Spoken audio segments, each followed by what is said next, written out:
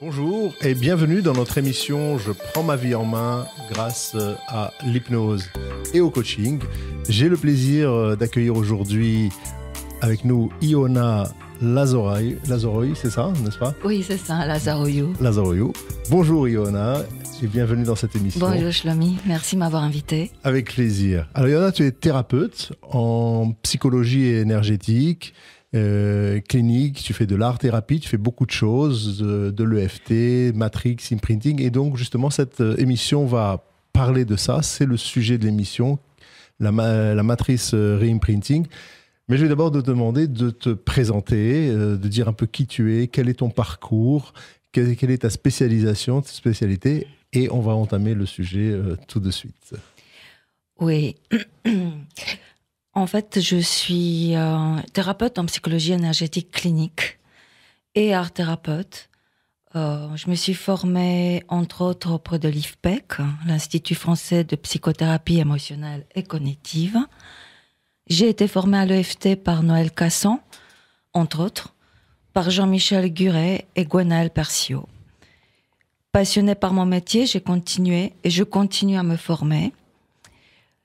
Entre autres, auprès de Pascal Brion, docteur en psychologie, professeur à l'Université du Québec à Montréal, auprès de qui je me suis formée dans le traitement des victimes souffrant de stress post-traumatique, et de Marion Blick, psychologue clinicienne aujourd'hui établie aux États-Unis et qui m'a enseigné, entre autres, Matrix Reimprinting, IFS, les styles d'attachement et m'a très sensiblement initiée à l'AEDP.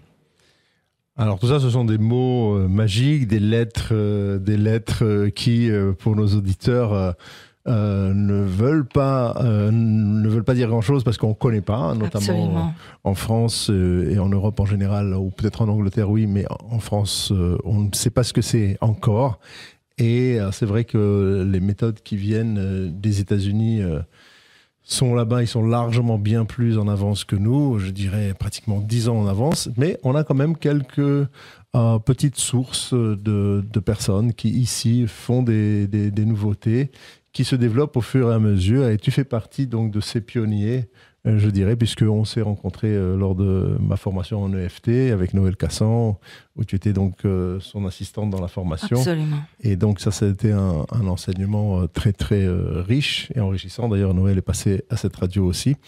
Alors, donc ça c'est ce que tu fais, entre autres, mais on va expliquer ce que ça veut dire. Ce que ça veut dire. Qu'est-ce que ça veut dire donc l'IFS, l'AEDP, le Matrix Reimprinting.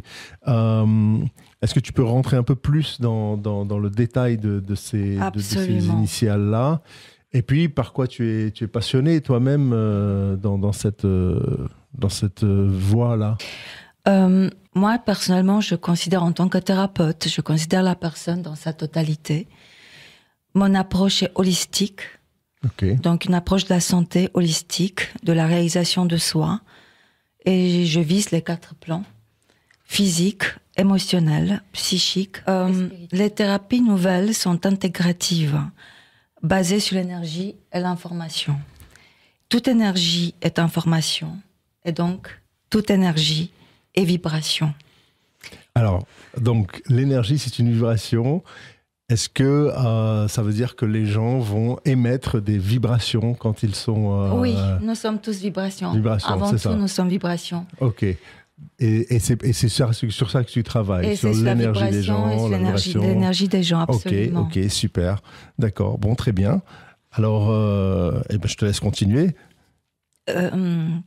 Mes outils, donc, sont l'EFT. EFT, ça veut dire technique de libération émotionnelle.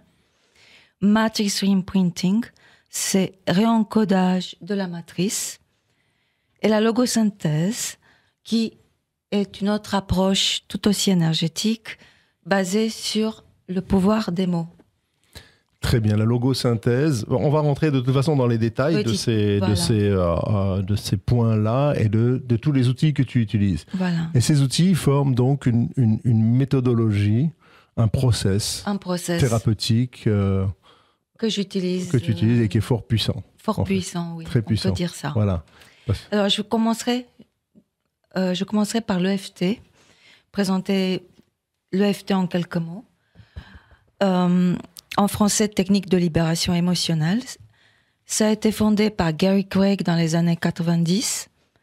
C'est une technique psychocorporelle de traitement de blocage émotionnel lié à des événements passés, présents ou futurs dans leur projection. C'est ça. Donc quand on a un blocage émotionnel, quand on est un peu figé par l'émotion, on n'arrive plus à sortir de cela, l'énergie ne circule plus. Voilà, elle a été bloquée, Elle a été bloquée, c'est ça. Dans le corps, car tout se passe dans le corps. Tout à fait. C'est le corps qui prend d'abord et ensuite l'esprit. C'est le corps et la mémoire cellulaire. C'est ça, tout à fait. Et donc l'EFT va servir à... libérer toutes ces émotions qui ont été à un moment donné stockées et gelées. C'est ça. Les émotions sont des réactions complexes qui engagent à la fois le corps, comme je l'ai dit, mais aussi l'esprit. Et nos réactions émotionnelles peuvent nous révéler certaines choses à propos de la situation dans laquelle nous nous trouvons. C'est pourquoi c'est très important d'être en contact avec nos émotions et ne pas nous laisser envahir par elles. Je parle ici des émotions pénibles et douloureuses qui nous privent de leur but bénéfique.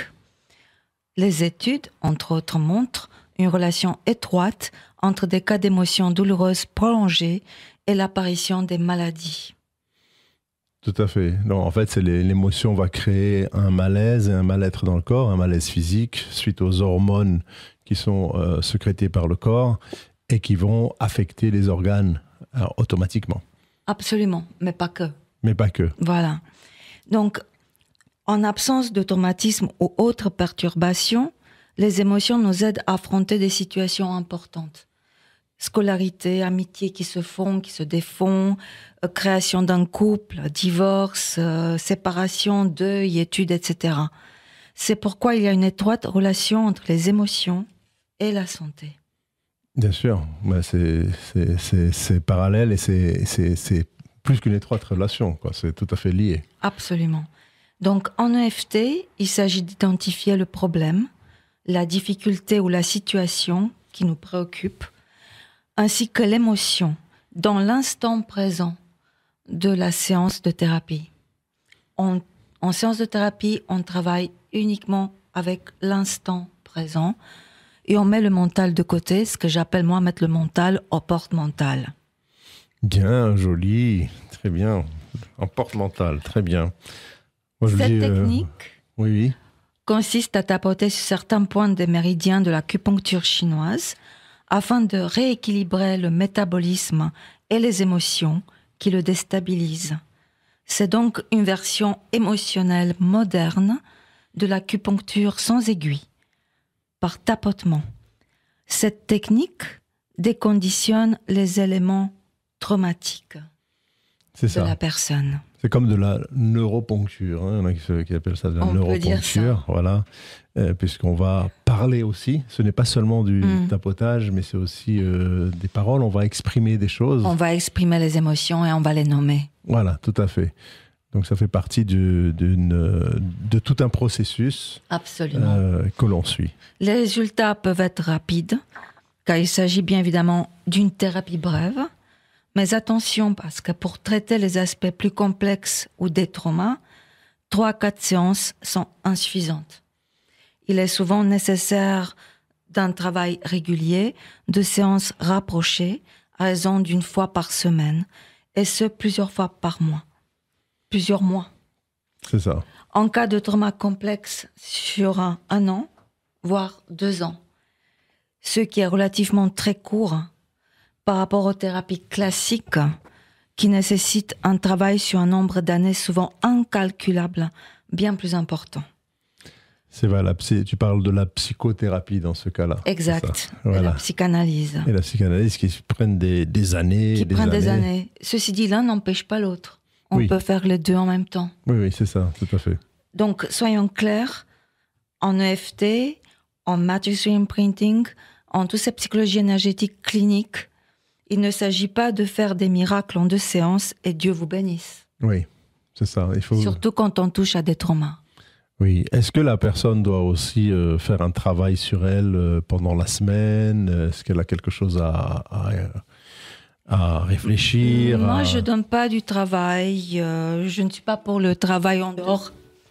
Je ne suis pas pour le travail en dehors de la séance. Cependant, si je vois que la personne est très stressée, si je vois que la personne a des problèmes en dehors des séances, dans ce cas, je vais lui apprendre à s'ancrer. Parce que quand on a des traumas, s'ancrer est vraiment nécessaire. Comment on peut s'ancrer? En faisant des rondes d'EFT en toute autonomie à la maison, et je lui apprends comment le faire. Oui, donc c'est ça. Alors tu lui apprends à prendre soin d'elle, à se prendre en main, à faire les rondes elle-même pour qu'elle puisse elle-même travailler sur son EFT, sur les exercices qu'on a fait. Et ça, c'est très, très important. Et donc, cet EFT, quand une fois que tu as terminé l'EFT... Et donc, l'EFT, j'utilise l'EFT, mais en plus de l'EFT, j'utilise Matrix Reimprinting. Oui. Alors, Matrix Reimprinting, qu'est-ce que ça veut dire? C'est quoi la traduction de cette matrice? Ça fait genre très, très science-fiction, reimprinting. Donc, on est dans un modèle... qu'est-ce que ça veut dire exactement? Eh bien, nous sommes... la traduction mot à mot, ça veut dire réencodage de la matrice. Ça a été créé et développé en 2006 par Carl Dawson. Matrix Reimprinting, toute la scène se passe dans la matrice. On amène le patient, on l'amène dans un monde tout à fait imaginaire. On n'induit rien, le thérapeute n'induit rien. La base de ce Matrix Reimprinting, c'est bien évidemment l'EFT. Matrix, ça veut dire le champ énergétique qui nous entoure. Et imprinting, c'est encodage ou inscription. C'est ça. Donc, j'ai eu la chance de pouvoir faire une séance avec toi. Oui. Très, très, très, très intéressante, très profonde, et qui, en effet, a fait rentrer la personne dans sa source à elle, dans sa propre source. Mais je te laisse donc, et je vais apporter mon témoignage, mais je te laisse donc déjà nous parler de cette technique, comment ça se passe et qu'est-ce qu'elle a comme résultat. Eh bien, Matrix Reimprinting, elle permet de travailler tout en douceur sur des problématiques plus ou moins importantes.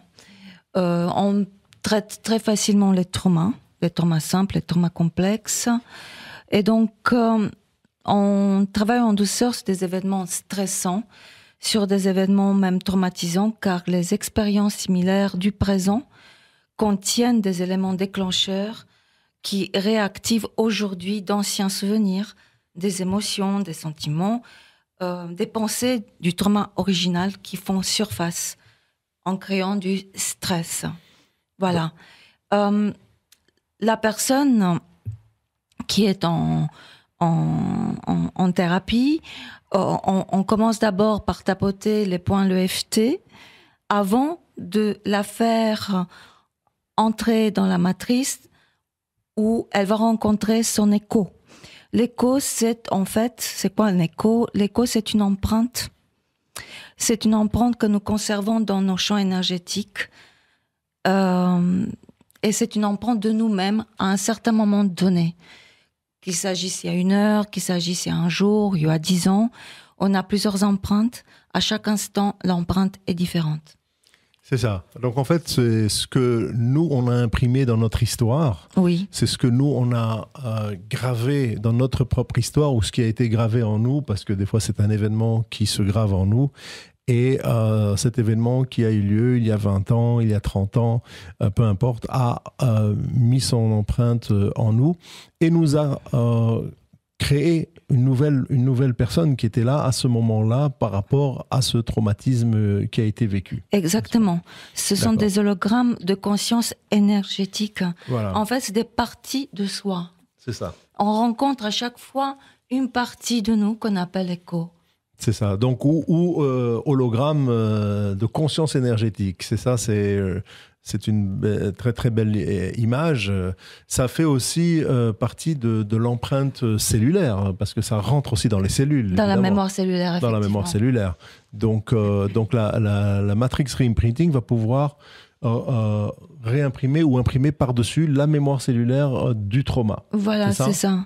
Et puis, on peut aller travailler jusque dans l'ADN, dans la structure de l'ADN, vu qu'un trauma se transmet aussi de génération en génération, donc c'est transgénérationnel. Oui. Et avec Matrix, on travaille tous ces traumas qui sont des vibrations de transgénérationnel qu'on amène avec nous. Ça veut dire que parfois, une personne peut présenter des aspects de trauma qui ne font pas partie de sa propre vie à elle. C'est ça ne fait pas partie de son histoire, mais ça fait partie de l'histoire de son grand-père ou son arrière-grand-père ou de sa famille. On a vu ça par exemple avec les survivants de la Shoah, de l'Holocauste, où les enfants des survivants ont leur ADN modifié par le traumatisme que les parents ont vécu. Et c'est pour ça d'ailleurs qu'on utilise Matrix Reimprinting beaucoup en Israël. Oui. C'est très connu cette méthode, justement pour enlever cette empreinte mémoire, génétique, cette empreinte génétique, c'est ça, et transformer l'ADN. Oui, il y a une expérience qui a été faite qui est très intéressante sur... ils ont pris 2 morceaux de viande, je dirais, 2 morceaux d'un animal dont on avait coupé un membre, et cet animal-là, le membre coupé, qui était donc détaché de l'animal, eh bien son gène s'est modifié aussi, alors qu'il était détaché. Assez extraordinaire comme expérience. En tout cas, avec cette technique du réencodage de la matrice, oui, on réduit l'intensité émotionnelle. Puis, nous allons travailler directement, on l'a réduit par EFT, puis nous allons travailler directement avec l'écho, cette part de nous, dans la matrice. Et en tant que thérapeute, on n'induit rien. Alors, quand tu dis induit, c'est un terme qui est quand même très technique, qui se rapporte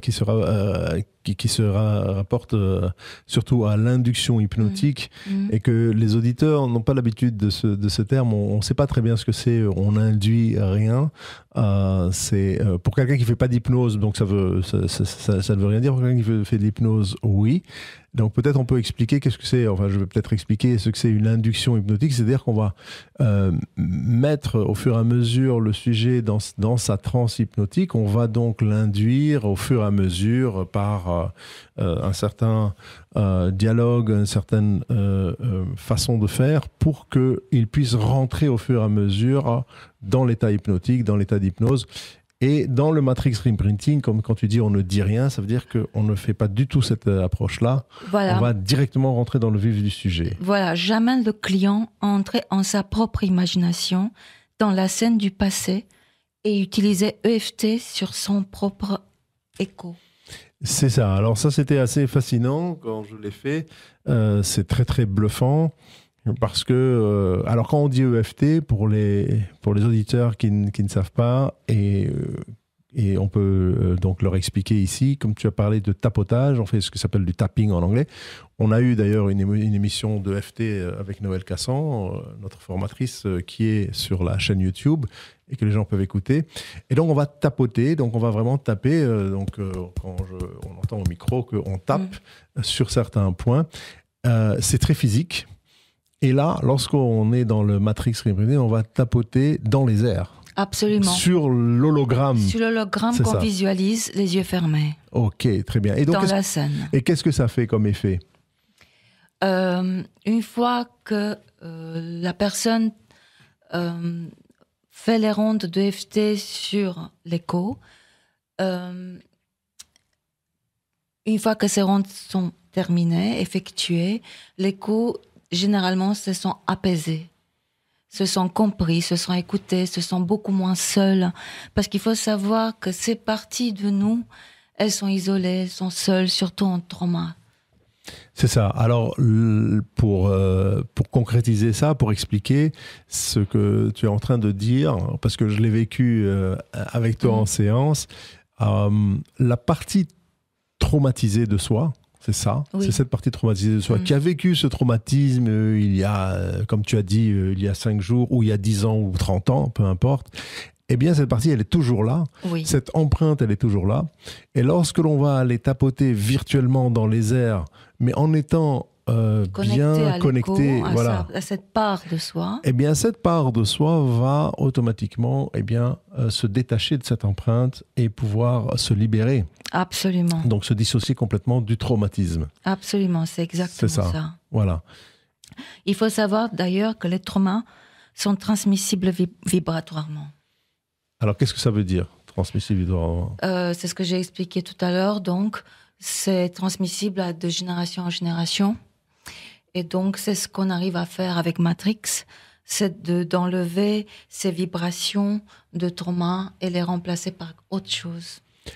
Et tu les remplaces par quoi ? Par des vibrations de bien-être, par des vibrations de calme, par des vibrations d'ancrage. C'est ça, ok, d'accord. Alors, la séance de Matrix Reimprinting, elle dure à peu près 1 heure, 1h15 ou 1h30 ? La séance de Matrix, elle dure à peu près 45 minutes. Ok. Et combien de séances il faut pour libérer d'un traumatisme quelqu'un qui a vécu, je ne sais pas moi, un viol ou un attentat ou quoi ? Tout dépend du trauma, s'il est simple, s'il est complexe. On voit ça à travers les séances au fur et à mesure. On ne peut pas le savoir à l'avance. Oui, bien sûr, c'est pas évident. Mais en tout cas, il y a un effet immédiat qui se passe. Il y a un effet immédiat, mais pas toujours, parce qu'encore une fois, il ne s'agit pas de faire des miracles. Oui. Il ne faut pas non plus dire à la personne qu'il y a un effet immédiat, sinon elle va se mettre martel en tête qu'en sortant de la séance, elle va se sentir bien.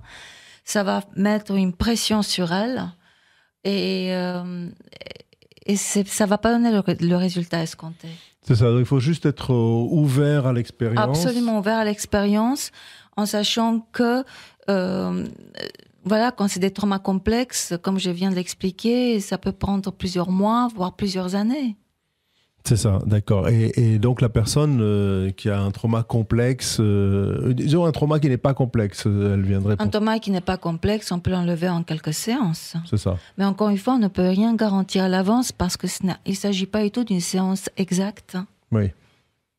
On est dans les sciences humaines, bien entendu. On est dans les sciences humaines. Très très bien. Et donc la Matrix Reimprinting va accéder à quoi encore dans ce que tu fais? Tu veux me parler, tu veux que je parle donc des bénéfices de cette technique? Oui, c'est ça. C'est tout ce que ça peut accéder au plus profond de soi. Qu'est-ce que ça va changer l'inconscient également? Absolument. On travaille sur le subconscient. Donc, c'est une technique facile à utiliser, douce, permet de situer et de résoudre les traumas. Souvent au-delà de souvenir du client, ça veut dire même si le client ne se souvient pas de son trauma d'origine, ça permet de les résoudre. D'ailleurs, on travaille aussi des traumas intra-utérines, et ça se travaille très bien. Et ça, tu as des résultats déjà dans ce domaine-là? Oui, absolument. Et si le cas se présente donc au-delà de la naissance, le client trouve des recadrages par lui-même, et ça c'est très important, à savoir que tout être humain a une force et un pouvoir immense de se guérir, et cette résilience dont on parle, dont Boris Cyrulnik a parlé pour la première fois. Des changements cognitifs ont lieu. Le client donc trouve les recadrages par lui-même, des croyances positives sont créées, le client accède rapidement à des affects positifs ancrés dans le corps, un lien profond se tisse entre le thérapeute et le client, et entre le client et son écho, la part de lui traumatisée. Et à la fin de la séance, il prend cette part, il se l'approprie, et cette part, elle est heureuse, elle est contente, elle est dans le calme, elle est dans le bien-être. Il s'approprie cette part qui n'est plus traumatisée. C'est ça, c'est exactement ce que j'ai ressenti également. Et est-ce qu'il y a un affect émotionnel pendant la séance qui peut se passer? Ça active les neurones miroirs incontournables dans la réparation des troubles d'attachement, parce qu'on travaille l'attachement en matrix. Alors, c'est quoi l'attachement? Alors, l'attachement, c'est une adaptation. C'est une adaptation de la personne. Donc, on ne parle jamais de pathologie, c'est une adaptation. Ça veut dire quoi, une adaptation? La théorie de l'attachement a été développée pour la première fois par John Bowlby en 1940. Mais c'est quoi l'attachement? On a tous un style d'attachement. Okay. Il y a un style d'attachement qui est sécure et 3 autres styles qui sont insécures. Les styles insécures sont l'évitant, l'anxieux et le désorganisé. Le style d'attachement désorganisé, ce sont des émotions contradictoires, inadaptées, chaotiques. Et lors d'un gros trauma, on développe le style d'attachement désorganisé. Mais attachement à une autre personne, attachement à quoi? Attachement...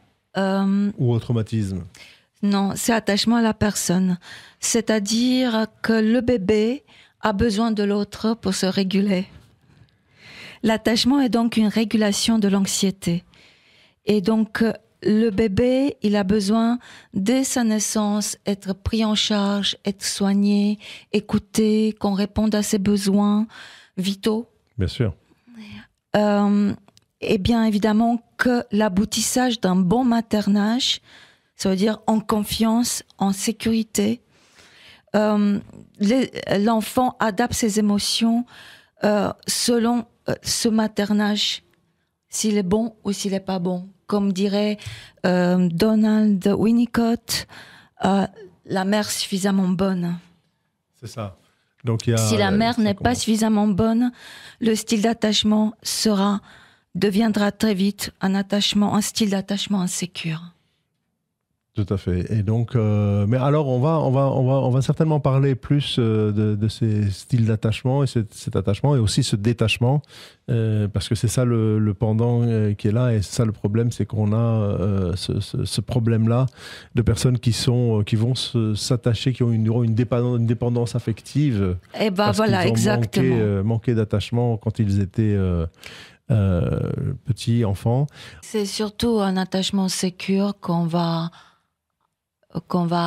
avoir de plus en plus, petit à petit, ça se fait pas d'un coup, en sachant donc que ce style d'attachement sécure, c'est la mère, en tout cas la figure principale, qui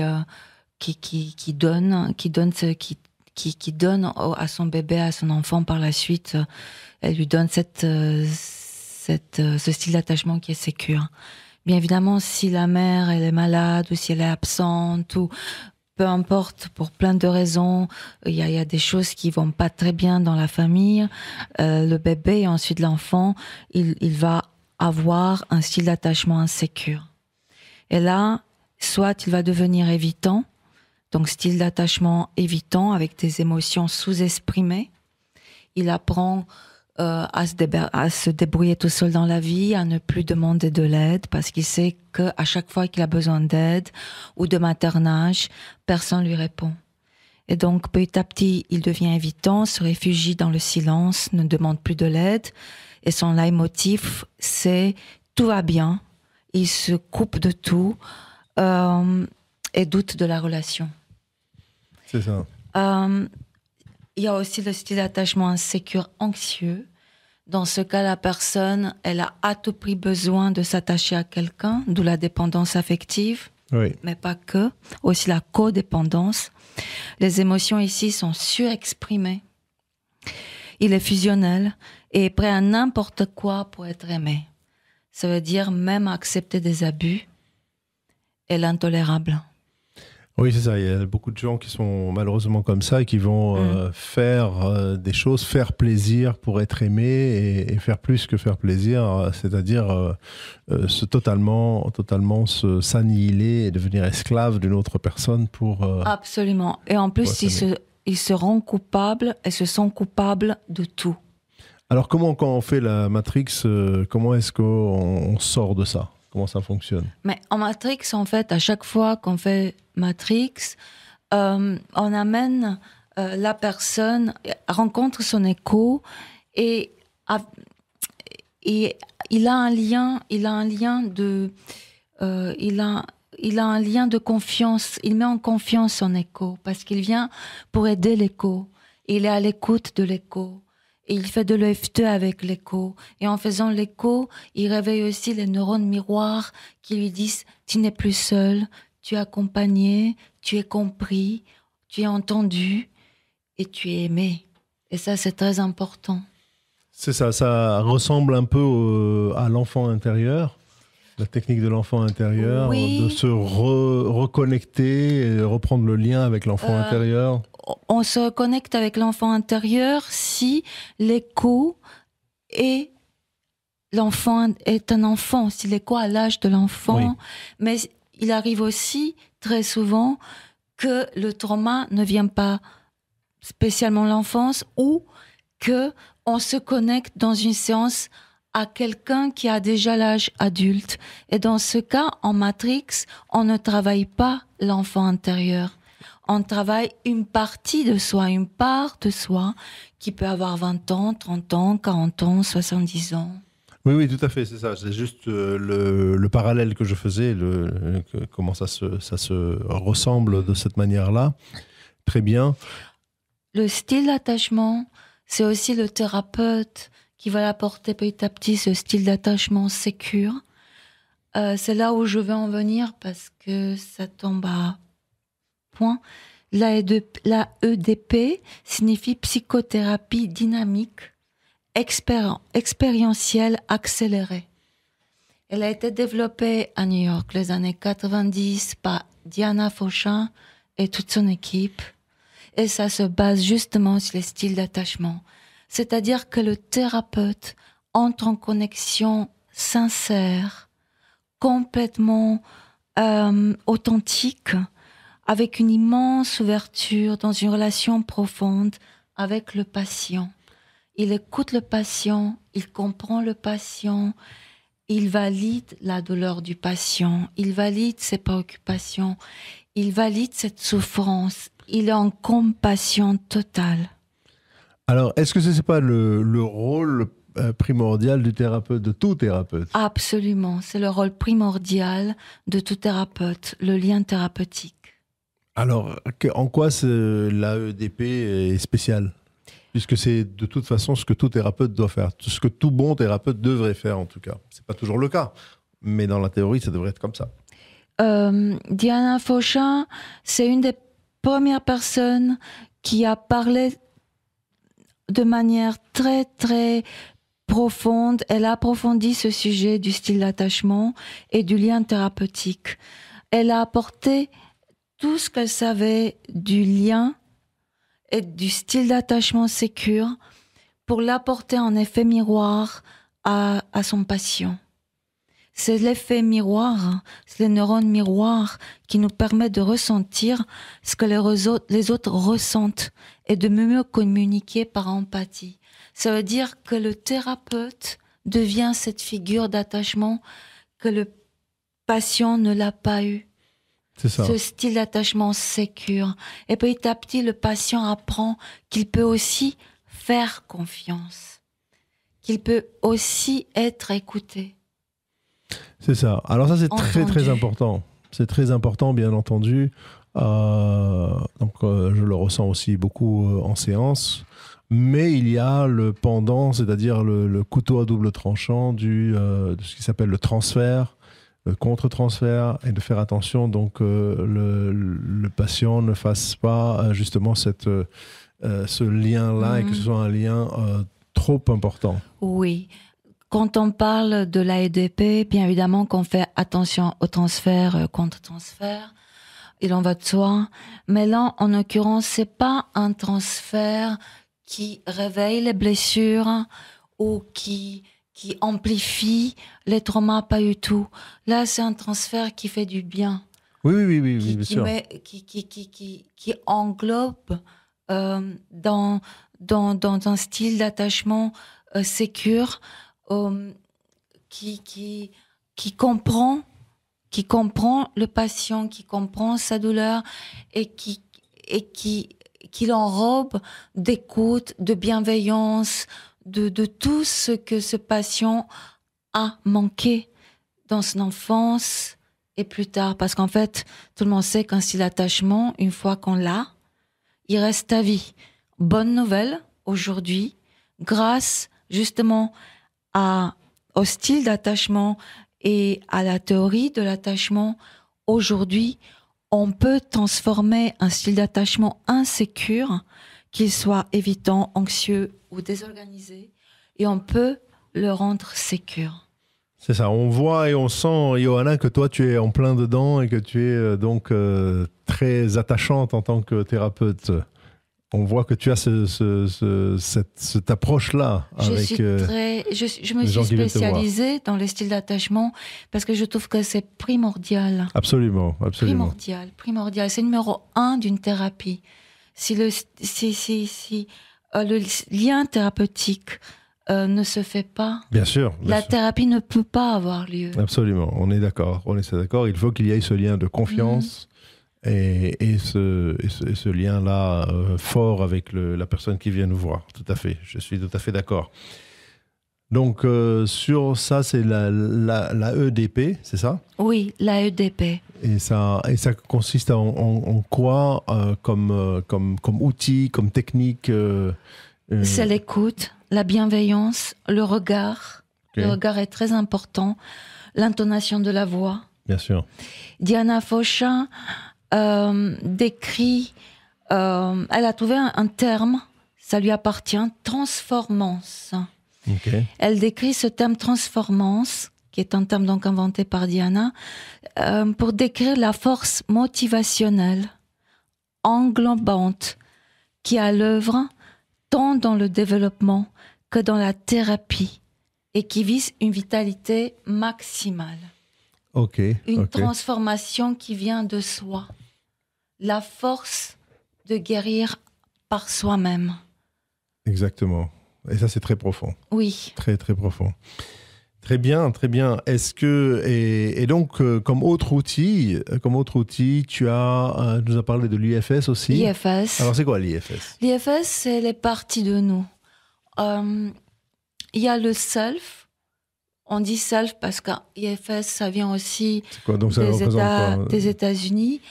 IFS, c'est Internal Family System. C'est le système familial interne. Ça veut dire que toi, Shlomi, tu es Shlomi, mais tu n'es pas que Shlomi. Oui. Il y a beaucoup de parts en toi. Il y a le self de Shlomi, celui où il y a le tout, et je y reviendrai à ce self plus tard. Donc, c'est le soi dans sa globalité. Il y a des parts de soi. Il y a les critiques intérieures, ça s'appelle les managers, les critiques intérieures, les juges intérieurs, les culpabilisateurs, la procrastination, c'est encore une part de soi, tout ça c'est les managers. Je procrastine parce que j'ai pas trop confiance en moi, et je veux pas trop me mettre en danger, je veux le faire demain. Ou je me critique, c'est à cause de moi que. Ou je me juge, je ne suis vraiment pas douée pour ça, je ne serai jamais douée. Tout ça, ça fait partie des managers. Les pompiers, on appelle les pompiers toutes les addictions. Ça veut dire qu'ils se réveillent dès que des parts de nous traumatisées, et ça s'appelle les parts de nous exilées, on appelle ça les parties exilées. Dès que les exilés, les traumas se réveillent, les pompiers veulent secourir ces parties de nous blessées pour ne plus souffrir. Et dans ce cas, il y a toutes sortes de pompiers. Vous avez les pompiers qui vont te donner l'addiction de l'alcool, d'autres la drogue, d'autres le tabac, d'autres la boulimie, je mange, ensuite je vais me faire vomir, boulimie, anorexie, d'autres le travail, je travaille, j'entends plus personne, je tiens plus compte de ma famille. Tout ça, c'est des addictions. le shopping compulsif aussi. Oui. Donc, quand on a des traumas, on a plein d'exilés, quand les exilés se réveillent, parce qu'il y a des choses dans l'instant présent d'aujourd'hui qui nous amènent à des choses qu'on a déjà vécues par le passé, eh bien, il y a des parts de nous, les pompiers qui se réveillent, il y a tous ces managers, les critiques intérieures, les juges qui se réveillent aussi. Et du coup, le self, qui est le directeur d'orchestre, ne peut plus diriger son orchestre. Ça devient une cacophonie. Pour revenir à son self, on fait la thérapie, baby step by baby step, pas à pas, tout doucement. C'est pour ça que je dis une thérapie brève, oui, mais ça ne veut pas dire qu'en séance, tout va, non. C'est une transformation, c'est une réparation dans le temps. Absolument, oui, ça prend son temps. Et à un moment donné, on va nettoyer petit à petit grâce à l'EFT, grâce à Matrix, on va nettoyer petit à petit toutes ces parts blessées, tous ces exilés. Et une fois qu'on a tout bien nettoyé, qu'on a tout bien réimprimé, d'autres souvenirs, en sachant que le cerveau ne fait pas la différence entre un souvenir et une réalité qu'il a vécue, sa réalité. En nettoyant tout ça et en réimprimant d'autres souvenirs, on répare toutes ces parts de soi et le self peut enfin diriger son orchestre. Et le self, ça veut dire quoi? Ça veut dire compassion, calme, ça veut dire amour, amour de soi, amour de l'autre. Ça veut dire aussi connexion à l'univers, connexion à un tout. Très bien. C'est très très complet en tout cas cette image du chef d'orchestre avec toutes ces parties de soi. Après, je ne sais pas si les pompiers seraient très contents parce que normalement on les appelle au secours, mais là dans ce cas-là ils sont affaire aux parties addictives ou en tout cas compensatoires de ce que la personne va rechercher. Ils pensent bien faire. C'est Toutes ça. ces parts pensent bien faire. Alors tu utilises aussi la logosynthèse? Oui. Alors, c'est quoi la logosynthèse? La logosynthèse, c'est un protocole basé sur des mots et basé sur des phrases. C'est le pouvoir des mots. Les mots ont une énergie, comme on parle depuis le début de l'émission, tout est une énergie. Bien sûr, pour les ça que mots c'est sont la radio une de énergie. l'énergie, la radio du bien-être. Les mots sont une énergie aussi. Et donc, il y a des phrases protocolaires, donc toujours les mêmes phrases, sauf que la problématique est différente, à chaque fois différente. Donc, on utilise ces phrases protocolaires pour chaque problématique. Et entre chaque phrase, on laisse du temps à la personne pour faire travailler ces phrases, pour faire travailler ces mots en 2 mots. Très bien, pas très bien. Donc ça fait partie des outils que tu utilises. On arrive bientôt à la fin de l'émission. Est-ce que tu peux nous relater en 1 minute un cas ou 2 cas, une anecdote que tu aurais vécue avec des gens qui sont venus te voir? Oui. Une dame est venue me voir durant la période du Covid. Bien sûr, c'était une séance par Skype. Elle était très, très préoccupée parce que son mari travaillait dans les hôpitaux, en contact direct et indirect avec le Covid. Cela va de soi. Elle était très préoccupée, elle avait très peur qu'il tombe malade, elle avait peur que ses enfants tombent malades parce qu'elle avait peur qu'il amène le Covid à la maison, elle avait peur de transmettre le Covid à ses parents. Elle était dans un état d'anxiété très, très, très perturbant, très handicapant, et ça tout le temps, du matin au soir, à tel point qu'elle n'arrivait même plus à dormir. On s'est rendu compte au fil de la séance que toutes ces peurs, toutes ces angoisses venaient d'un souvenir d'enfance, quand ses parents devaient très souvent rentrés chez eux en Italie pour cause de décès dus à des infections et des maladies graves et des morts traumatiques. On a pu travailler en Matrix, d'abord en EFT, on a tout nettoyé, et ensuite nous sommes allés en Matrix rencontrer son écho et transformer la scène. Et ça s'est très bien passé à tel point qu'au bout de 3-4 semaines, donc 4 séances, la personne était beaucoup plus détendue. Elle avait trouvé aussi le sommeil durant la nuit. Elle se réveillait moins souvent. Voilà, on a travaillé ensemble sur toute cette thématique du Covid pendant 2 mois. Très bien, très bien. Elle est toujours en traitement aujourd'hui, Ok. mais tout va très bien. Bah, c'est très bien, il y en a extraordinaire. Alors, puisqu'on arrive bientôt à la fin de l'émission, tu as aussi écrit plusieurs livres. Oui. Tu as écrit plusieurs livres, Les Pas Perdus, ou d'autres livres en tout cas que l'on peut trouver sur ton site, que l'on peut trouver sur Amazon. Sur Amazon, sur la FNAC, sur Decrypt. Alors, où est-ce que les gens peuvent te contacter s'ils veulent te contacter? Tu as un site web, tu as une page Facebook, tu as tout ça? J'ai un site web, j'ai une page Facebook, je suis aussi sur LinkedIn. Mon site web, c'est www.iwanalazaroyutherapy.com. Très bien. Et donc, on peut bien sûr aussi me contacter au 06 99 03 04 38. Je te remercie beaucoup, Johanna, d'avoir été avec nous pour cette émission. Merci à toi, Shlomi. Également, avec plaisir. Je remercie également Philippe à la technique. Philippe. Et je vous rappelle que vous pouvez nous retrouver tous les 2e et 4e mercredis de chaque mois, prendre également rendez-vous avec moi sur Doctolib ou voir cette émission sur YouTube. Merci beaucoup et à très bientôt.